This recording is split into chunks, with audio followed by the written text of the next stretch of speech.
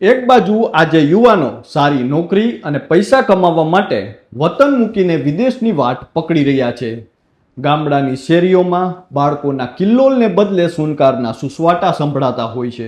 યુવાનો ખેતી અને પશુપાલનથી સતત દૂર જઈ રહ્યા છે. ગામડાઓ ખાલી થઈ રહ્યા છે.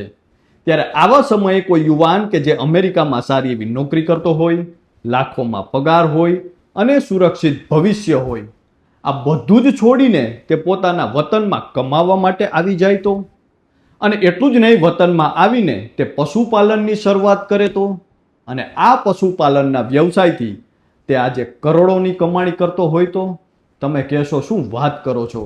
જી હા, આ વ્યક્તિ વિશે સાંભળીને તમે પણ આશ્ચર્યચકિત થઈ જશો.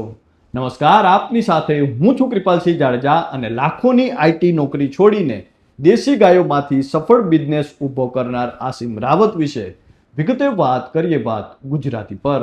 વતનની ધૂળથી માથું ભરી લઉં આદિલ, અરે આ ધૂળ પછી ઉમ્રભર મળે ના મળે.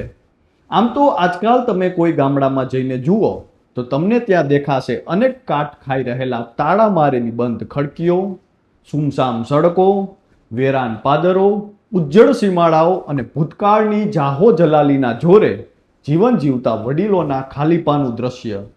કારણ કે ગામડાઓ હવે સતત ખાલી થઈ રહ્યા છે અને શહેરો ભરાઈ રહ્યા છે. આજના સમયમાં લોકો હવે પૈસા કમાવા માટે સતત ગામડું મૂકીને શહેર અને વિદેશ તરફ દોટ મૂકી રહ્યા છે.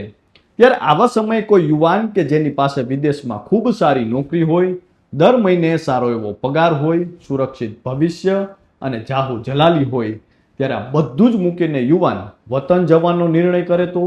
જી હા, વાત કરી રહ્યા છીએ ઉત્તર પ્રદેશના ગાઝિયાબાદના રહેવાસી આસિમ રાવતની, જેણે 4 લાખ પગારવાળી આઈટી નોકરી છોડીને દેશી ગાયોના સંરક્ષણનો રસ્તો પસંદ કર્યો. અને આજે આ વ્યક્તિ દેશી ગાયોના સંરક્ષણને અંદાજિત 10 કરોડના સફળ બિઝનેસમાં ફેરવી ચૂક્યો છે. આસિમ રાવત વિશે જો વાત કરીએ તો તે વ્યવસાય સોફ્ટવેર એન્જિનિયર હતા. તેમણે લગભગ 14 વર્ષ સુધી આઈટી ક્ષેત્રમાં પણ કામ કર્યું હતું અને અનેક દેશોમાં વિવિધ પ્રોજેક્ટ્સ પર કામ કરવાનો બહોળો અનુભવ મેળવ્યો હતો. અમેરિકામાં ખૂબ સારી હવે નોકરી હતી, પોતાની અપેક્ષા મુજબ જ ઊંચો પગાર હતો અને આરામદાયક જીવન હતું.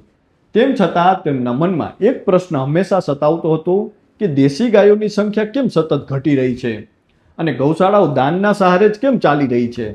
તેને પોતાને આ દિશામાં કંઈક કરવું જ જોઈએ એવી ઈચ્છા થઈ અને વિદેશ કરતા વતનની જિંદગી અનુકૂળ લાગતા વર્ષ 2015માં એક ઝાટકે જ તેણે પોતાની લાખોના પગારવાળી નોકરી છોડી દીધી. તેના પરિવારજનો અને આસપાસના લોકોએ કહ્યું કે આ નિર્ણય તેના ભવિષ્ય માટે યોગ્ય નથી, પરંતુ તે અડગ રહ્યો અને માત્ર 2 દેશી ગાયોથી નવી શરૂઆત કરી.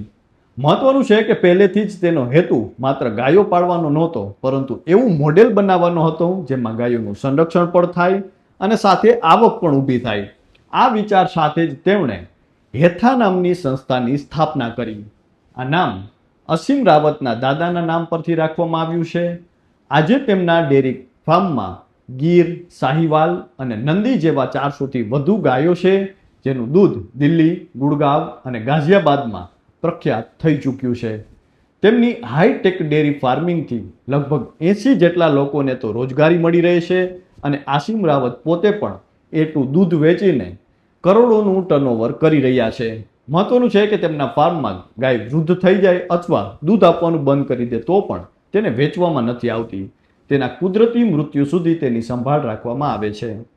આસિમ રાવત પોતાના હાઈટેક ગાયોને શિયાળા દરમિયાન બાજરી આપે છે, જ્યારે સામાન્ય દિવસોમાં શેરડી ખવડાવવામાં આવે છે. તેમના ખેતરોમાં પ્રાણીઓના ચારામાં ક્યારેય કટોકટી નથી હોતી, કારણ કે હાઇડ્રોપોનિક મશીનના ઉપયોગથી દરરોજ તેઓ 200 કિલો જેટલો પૌષ્ટિક ચારો ઉગાડતા હોય છે. મહત્વનું છે કે આજે આસિમ રાવતના ડેરી ફાર્મમાં 90થી પણ વધારે વસ્તુઓ બનાવવામાં આવી રહી છે, જેને દેશ વિદેશમાં નિકાસ કરવામાં આવે છે.